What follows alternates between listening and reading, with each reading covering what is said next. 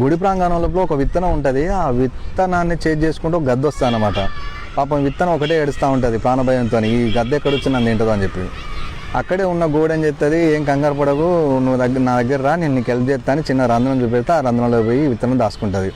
పైనుండి తిరిగిన గద్ద అటు పైనుండి పైకి వెళ్ళిపోతుంది విత్తనం కనబడక.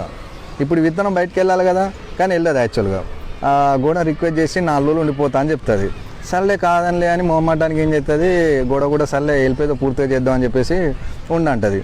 ఈ విత్తనం ఉన్నది ఉండక మొలకెత్తి చిన్న మొక్కగా తయారయ్యి పెద్ద చెట్టుగా అయ్యే ప్రాసెస్లో ఆ గోడ బీటలు వాడుతూ ఉంటుంది.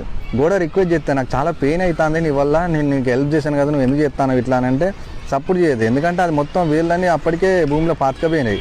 నెమ్మదిగా ఇంతింతాయి వటుడింతాయి అని ఆ మొక్క కాస్త పెద్ద చెట్టుగా అవుతుంది. ఫైనల్గా గోడ నేల కొరుకుతుంది. ఈ కథ వల్ల మనకేం అర్థమైంది, సహాయం చేయండి, హెల్ప్ చేయండి అని అంటే ఎవడి పడితే వాడికి హెల్ప్ చేయదు. ఆ గోడ లాంటి పరిస్థితి మనకు వస్తుంది. మీకు నచ్చినట్టయితే స్టోరీ ఇలాంటి నా ద్వారా మీరు ఏమైనా వినాలనుకుంటే మాత్రం ఒక చిన్న లైక్ చేసి సపోర్ట్ చేయండి. Bye friends.